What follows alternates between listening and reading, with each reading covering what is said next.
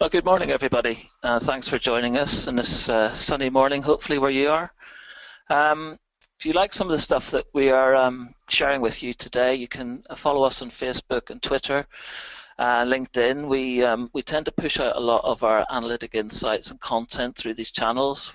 We really love looking at the data and finding out nuggets of information about player behaviours and sharing them with you guys, so that, as the title of the webinar describes, we try and avoid a free-to-play flop, or otherwise try and use the data and analytics to de-risk the development process, so that we can really make sure that we squeeze the maximum enjoyment, the maximum excitement out of the games that you guys are developing.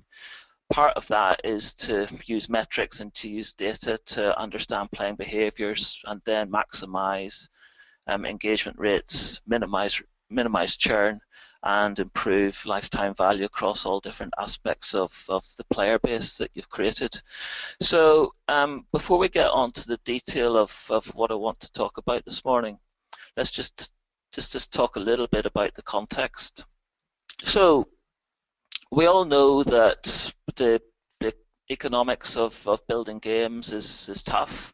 You sink a lot of development time, resource, and effort and money into the process of creating the game. In the free-to-play world, you're obviously giving that beloved creation away for free, and your wish is that people engage with the game and that there is a return on your investment in terms of the lifetime values that you create from players. And what we've been seeing in the industry is that that equation is quite tough. Lifetime values have been relatively low compared with the cost of acquisition. Engagement rates have been low, and this just makes for a tough time in terms of making games profitable. Obviously, we need games to be profitable and viable to have a long-term future and an industry that grows and thrives. We have seen the acquisition costs on a par with lifetime values, or even sometimes exceeding lifetime values, and that is not sustainable, obviously. And what we're endeavouring to do at deltaDNA in building the technology out is to understand how we can take an engagement-first approach to the game design and the game development, so that we know that we're maximizing the player base before we start to monetize, and then we can go back into the acquisition market with more confidence and more buying power. So, across the thousands of games that we've worked on the deltaDNA platform, we've been looking at some of the metrics. This is across all genres, all platforms of games, and this is on retention rates. It's tough, if less than 40% of players on average are returning after one session, then a lot of hard work in terms of marketing, whether that's organic marketing that you've done yourself via YouTube or Twitter or Facebook, whether it's paid acquisition. A lot of those players you're not seeing again. And this is bad for the industry as a whole, because a lot of novice players churn through games very regularly without sticking and actually investing time and experience. So right off the bat, this sort of industry-wide retention rates that we're seeing, we want to figure out ways of improving those retention rates, and later in the presentation I'll share with you some of the ways that we can do that using the deltaDNA platform. Combined with the poor retention rates, we've got an issue as well with conversion from non-paying to paying players. In-app purchase percentages are generally less than 1% of all players, and the reason for this is that, as you guys know, it's really hard to balance all of the mechanics that are required in creating a successful free-to-play game. We know this as well, actually, by the way, because we created our own game, Delta Crunch. I think it's quite unusual for a technology provider to actually be brave enough to develop our own game. We did this so that we could walk in your shoes and understand the development process, and make sure that in terms of the toolkits that we have in our platform for analyzing player behaviors, that they were being as responsive to the developer's point of view as possible. So you can actually check out our Delta Crunch game via our platform by signing up for free on deltaDNA.com.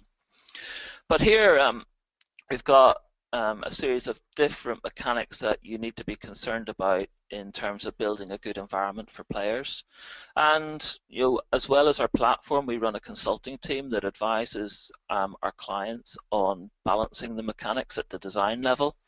And you're starting to look at monetization loops, you're looking at compulsion loops, looking at game difficulty, tasks. Getting all of these things right is very difficult, and using data to guide you in how you balance all of these mechanics is essential to make sure that you're building a good, responsive experience for all types of players. We talked a little bit about how we see percentage paying of in-app purchase below 1% generally.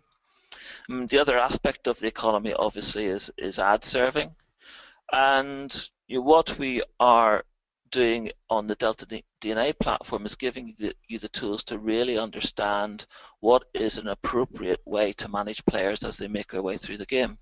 Some players will be responsive to in-app purchase, some players will be responsive to ads, some players will engage with the game and they will grind through the game for a long time. Some players actually will leave the game quickly. And it's being able to take that player point of view that is essential in making sure that you maximize the metrics and you avoid the free-to-play flop. One way of thinking about this is what we call the threshold of engagement. So players move through different mindsets as they select a game from the App Store, they download it, and they start to explore the game. If you're an expert player, then you want to move through the game very quickly. If you're a novice player, you want to be guided through those initial gameplays. There are lots of different reasons why players will leave games based on their playing style, their experience, their competency, their momentum, those sorts of things. So actually thinking about how we move players through that threshold of engagement, where they have decided, even if they're not going to commit money at this stage, that they're going to commit their time, then that's the first objective in analytics, and that's the first big win. So avoiding technical issues is obviously essential at the start, making sure that it's a great tutorial for the novices, making sure that if you're an expert player, the tutorial can be skipped. On multiplayer, making sure that novices are matched against novices and experts are matched against experts so that they get a good experience out of the first session. Novice players we see oftentimes run out of resources too early, and that's one of the reasons why they leave the game. So doing something about the game balancing, or maybe making interventions early in the gameplay as you see players running out of resources, adjusting the difficulty, and using tools around A/B testing to make sure that we are serving up a game that is going to give as many players as possible the best experience. The difficulty is that there are different types of players in the gameplay, and each of them takes different times to move through this threshold. But once you get them through the threshold, then you start to see longer sessions, you start to see good momentum, and you can move players towards converting to paying players. So, as I say, one of the things that we're really keen on at deltaDNA is to start to look at the game from the player's perspective. And we're incredibly lucky in the games industry to have rich data to do this. We can look at how competitive players are, how aggressive their gameplay is, how well they collaborate with other players, how they use resource, if they're building momentum or they're losing momentum, their levels of competency, sorts of outcomes that they get from the game in terms of missions and successes. So actually there's a lot of rich data there, and I think one of the challenges for the industry is to take all of this data and bring it into a view of the players that can be actioned easily. So we're going to talk a little bit in the rest of the presentation about how we can achieve that. The deltaDNA platform is a real rich set of functionality to allow you to move quickly from understanding the game performance to analyzing player data in detail, and then actually doing something about it, whether that's at the game design level or whether that's actually making interventions in real time through in-game messaging, whether it's through push notification, running A/B tests.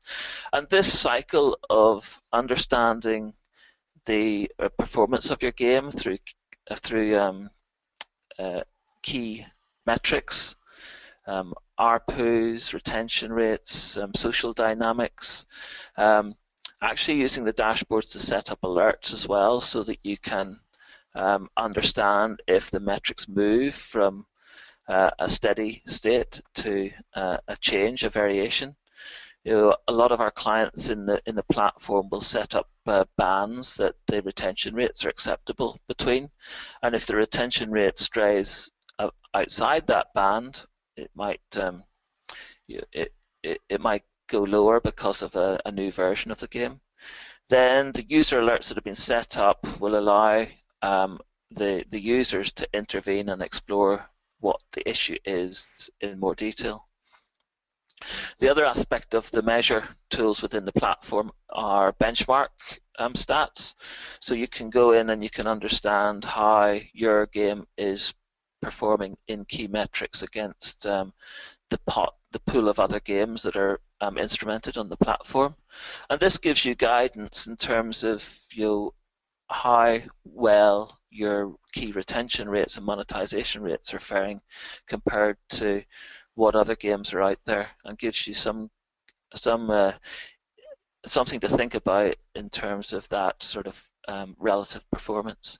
So the measure tools really give you a great sort of sense of the game performance. It gives you a health check of the game, but once that information is understood, then the key area in terms of the platform usage for a lot of our clients is going into the analyze functions. So maybe starting with slice and dice to go beyond the dashboards and start to ask more detailed questions of the data. How long players have been in session 4, what is players' win-loss ratios in mission 5, then combining that sort of more granular level look at data with funnels. And one of the concepts that runs through our platform is the concept of a segment. We'll talk a little bit in a minute about different segments. But funnels are great tools, but if you look at funnels over the whole of the playing base, then they don't really tell you very much. They will tell you some pretty obvious things about where the blockers are in the game. But actually, one of the key things that is really neat in the platform is the ability to filter funnels by different segments of players. So you can imagine that if you've got a set of novice players, then their funnel, their onboarding funnel, will look entirely different from a set of expert players, and that really starts to home in on where you can start to manage those players proactively in the gameplay to get perhaps novice players through particularly challenging parts of the early onboarding funnel. Ways that you can do that are in the engage section of the platform. So for example, setting up in-game messaging, maybe gifting to novice players that are running out of resources where the funnel has indicated that there is a real blocker. We see great results in terms of improving retention by targeting players in the game at the point when they're running out of resources or at the point when they're having a tough time in a mission with a gift to give them an incentive and encouragement to move on through the gameplay.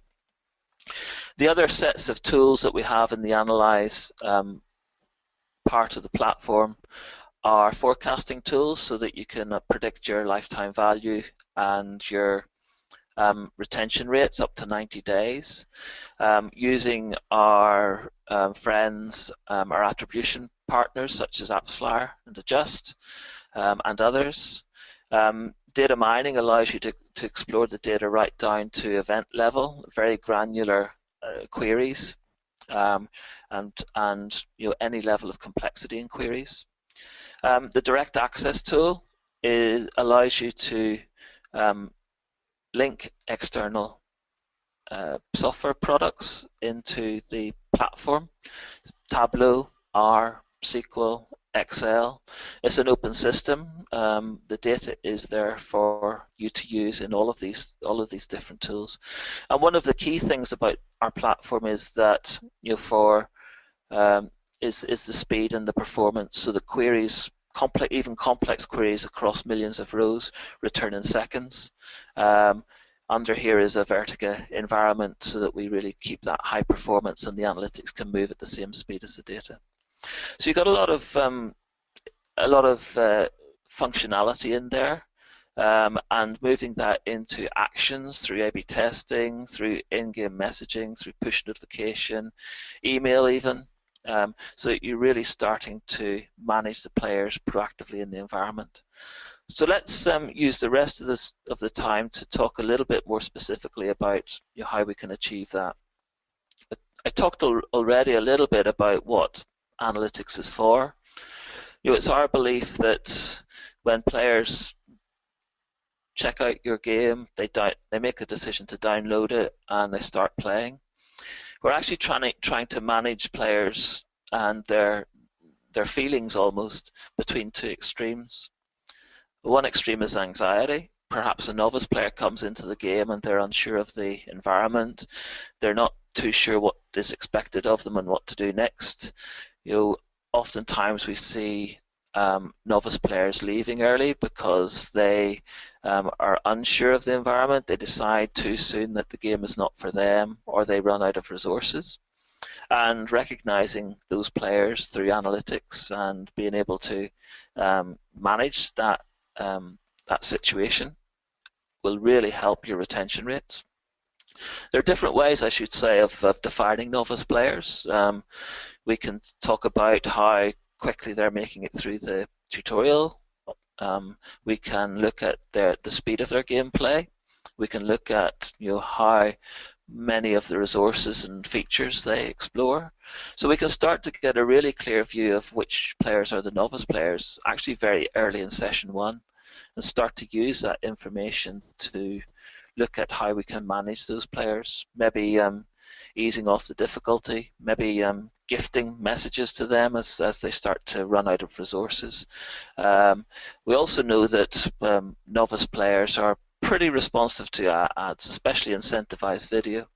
So they will appreciate an ad being served to them for the reward, and that will not disrupt their engagement rates.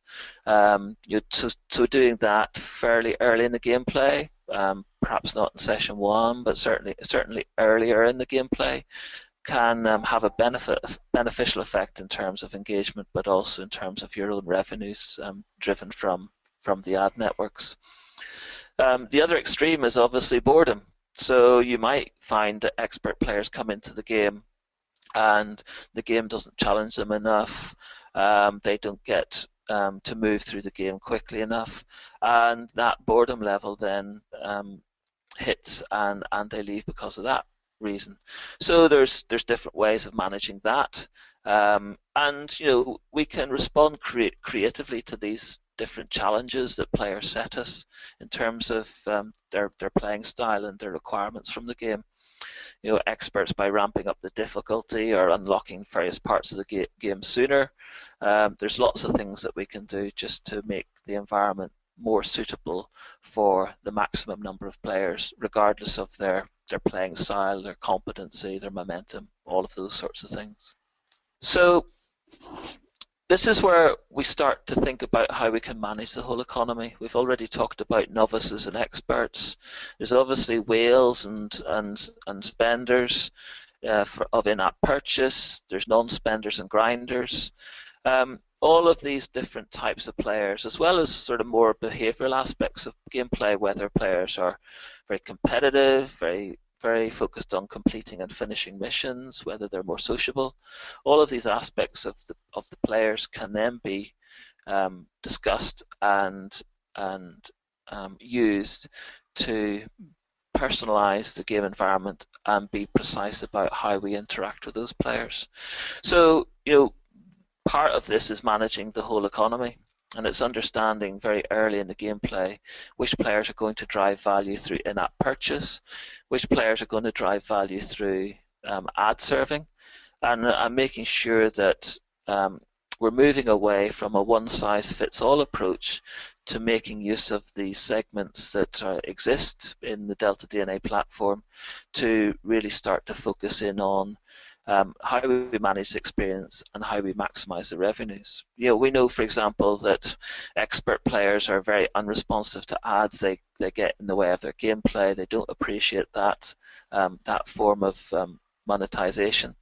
They do recognize that they need to give something back to the game in terms of the value exchange. So we see that experts tend to start to monetize if the game is well balanced in sessions 4, 5, 6, 7, and by making targeted offers, deals of the day, based on their gameplay, then we get higher conversion rates than the industry norms to convert players, non-spending players, to in-app purchase players. Novices and grinders, they're actually much more responsive to ad serving, especially incentivized video, as I say. They know that nothing is for free. The novices appreciate the extra resource. The grinders know that they're getting lots of enjoyment and they need to give something back. So the actual players are improving in terms of their attitude to the gameplay and understand the sort of dynamics that exist in free-to-play. So you can start to see how, by recognizing these different player types, we can start to personalize how we monetize these players in different ways. Obviously, the whales will continue to be whales. There are happily a bunch of players that will start monetizing in session 1 and keep monetizing through the gameplay. Very, very small numbers of them. And what we're seeking in taking this more segmented approach is to spread the revenue generation much broader across the game playing base and stop relying on 1% of heavy spenders, and making sure that we're getting a contribution from a much wider group of players. So just a quick example from the platform. This is our segmentation tool, a nice way of visualizing your player base, and an example here where we have cross-tabbed in the 3D viewer the number of missions completed by the lives balance, the current lives balance of the players, and the total number of days played. So you can start to interact with this sort of analysis. You can see that in the green bars, these guys are happy, they're engaged with the game, they've got a healthy lives balance, they're fine, they're actually having a good experience, and they're advocates of the game. These guys here, especially in this second red bar, they're a concern. They're very early in their gameplay, they're actually running out of lives very quickly, and we see these players as being at risk of leaving. So very quickly taking that view of the player base, homing in on a particular segment of players, and then being able to do something about it through the engage tools, whether you want to send a gift or whether you want to ease off the difficulty, incentivize the players to get through that particular mission, maybe with extra hints and tips. There's different things that we can do, and we can actually test this through A/B testing to see what actual intervention works best in terms of improving that player experience and making sure that we retain as many of those types of players in the game as possible.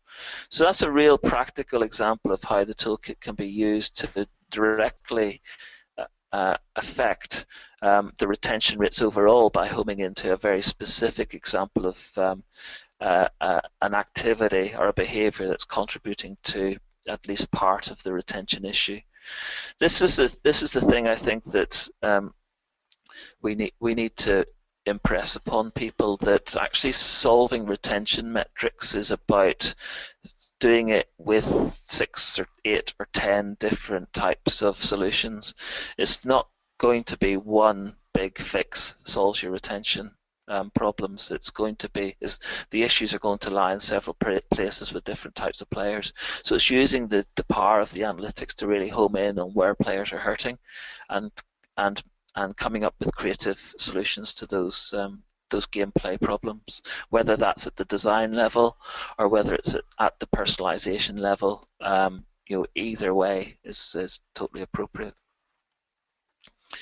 So we'll just finish up by talking a little bit about the player life cycle. This is an example of a case study from our good friends PlaySpace, very successful social casino company, who used this approach to really improve the number of engaged users. A 350% increase in engaged users was achieved by understanding the player segments and where they were in their life history, in their playing history, and making appropriate interventions at each point in time. So 350% was a great uplift. This was a very strict definition of engagement, just playing for each day for 10 days in a row. We also had a 20% improvement in players returning in early sessions, and the sale items in the store, we actually got a 6-fold improvement. So you can see how you can really start to move the dial in terms of the game success and the revenues flowing through the game, using these techniques to serve ads appropriately, to serve in-app purchase offers, and really make the game responsive to different players. So that is a summary, and quite a quick summary, of how we can optimize the player life cycles using these tools, and getting into a cycle of measure, analyze, and engage that sits alongside your game design life cycle, your development process, and starts to iterate through the gameplay, especially during the vital beta phase, so that you know when you reach launch that the game will really be working well for you, and that you can then come back into the acquisition market with confidence and spend, knowing that your player acquisition is going to be profitable. A few questions that have come in, Mark. First of all, a question from Andrew. He asks, what games use game personalization? So hopefully you can hear me. There is a lot of different genres of games that this is appropriate. We've got over 1,000 games on the platform, and we see a lot of really creative stuff happening across different genres of games. Endless runner games, match 3 games, very deep, sophisticated MMOs. Actually what we've seen in the last couple of years is the level of sophistication of using segmentation and personalization really taking off and seeing some great results. So we would see great benefit in deploying this approach on all games, whether it's single play, multiplayer, simple match 3 games to the most complicated, deep MMOs. Okay, thanks for that, Mark. We've got time for another question, I think. This one comes in from Sergio. He's asked, he said, I've got a game in beta. How expensive is it to use deltaDNA? What we've got is an MAU. Oh, sorry. What we've got is an MAU pricing structure, so that we share in the success that we collaborate with you guys in the game.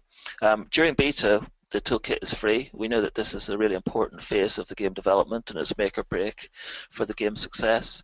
So what we have is the platform can be implemented for free during beta, and then there's an MAU pricing structure after launch. Okay, I think we can squeeze in one more. Yeah, one more. Okay, it's hopefully a very quick question, this one. How often is the data updated? And that's from Mary.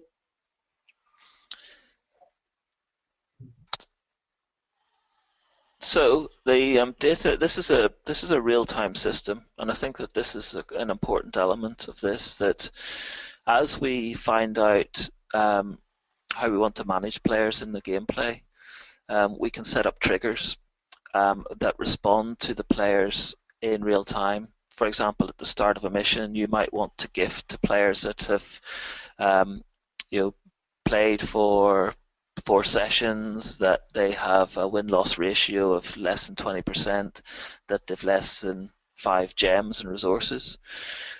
The system actually scores players as they hit that mission start and decides whether they are in that target group or not, and then serves the message appropriately.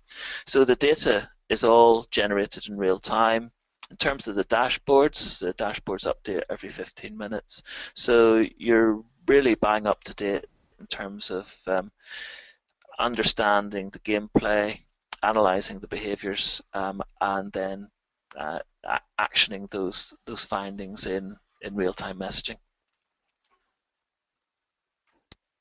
Okay, I think that's us out of time now, Mark. Thanks for that.